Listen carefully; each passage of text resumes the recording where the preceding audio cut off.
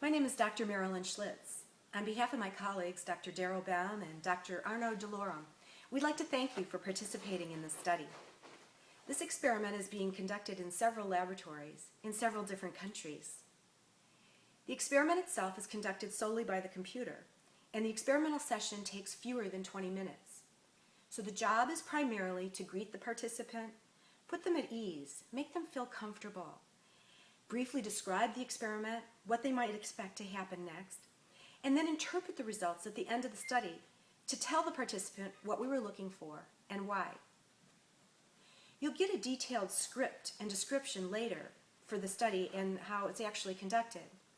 The purpose of this video is to give you some background on the nature of the experiment, why we're doing it, and what we're looking for. Our experiment is actually a study of ESP, or extrasensory perception, and it's a very controversial topic in mainstream psychology. In particular, we're asking the question, can people unconsciously be influenced by a random future event or stimulus that has not occurred until after they make their response? In order to test this provocative hypothesis, we've modified what is known in psychology as a priming experiment. A priming experiment is not an ESP experiment in its usual form, so let me describe this first. In a priming experiment, participants are shown a sequence of photographs. Some are very pleasant and some are very unpleasant. Their task is to decide as quickly as possible whether the photograph is pleasant or unpleasant, which they indicate by pressing two buttons on the keyboard of their computer. What the computer does is measure their reaction time. That is, how long it takes them from the time the picture appears to a decision on whether it's pleasant or unpleasant. A typical result of this experiment is that participants are faster when both the priming word and the picture are pleasant or both unpleasant, and that they're slower in making their decisions when the picture and the word are unmatched. So, for example, when a pleasant word is followed by an unpleasant picture, or vice versa.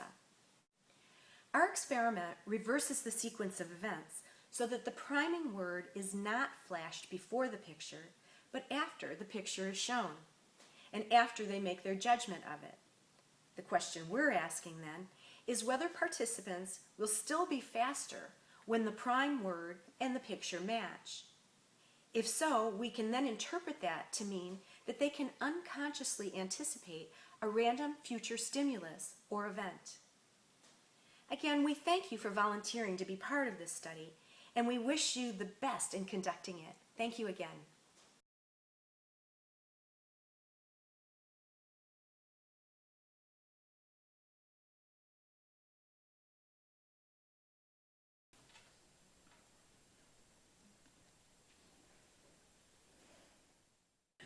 This talk has three prongs, and in the first prong, I'm going to share with you some data from my file drawer and basically make the claim that I have done what Darrell has done, more or less, and got zip. In the second prong, I'm going to bring up some generally compelling reasons why I think Darrell's hypothesis is wrong. And in the third prong, I'm going to raise some specific problems that I have with his methods. We would have discovered this stuff already. Even though psychologists do not intend to study retrocausality, they collect a lot of relevant data on it. And as good scientists, they explore those data. And this evidence of retrocausality would have jumped out. And the hallmark effect that you get in the presence of publication bias or selective reporting is a negative correlation between effect size and sample size. If you run a small study and it doesn't produce a big effect, you don't report it. These ones are harder not to report. These ones you report because they're significant. That's one of two things that I think might explain this, and I'll be curious to hear what you think, what Darrell thinks. I came up with another, so selective reporting is what I mentioned. The other thing that might explain this, in conjunction perhaps with selective reporting, is if you decide how many subjects you're going to run based on effect size. So you say you collect data from 50 participants and you look at your results. Are they significant? If not, test 50 more participants. Do that iteratively. What that does is create a dependency between sample size and effect size, a negative correlation of the sort observed here. So I can't think of any other ways to explain this. Negative correlation. Chance doesn't do it, and I came up with one that I haven't seen in the literature. The one in the literature is selective reporting. Those two things might not be sufficient to explain away Daryl's results, but they're big problems, I think, potentially.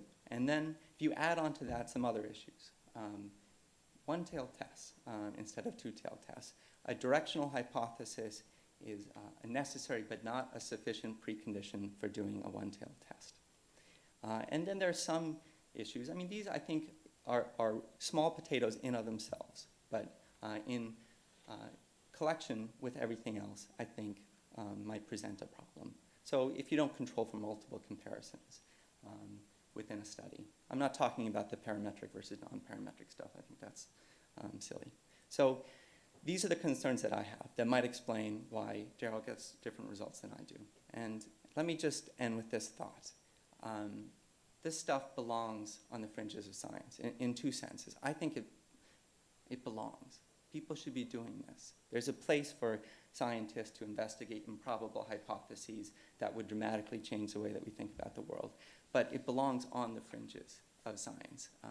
There's no shortage of undeniably real phenomena that merit our attention and undeniably real suffering that can be helped through the study of psychology.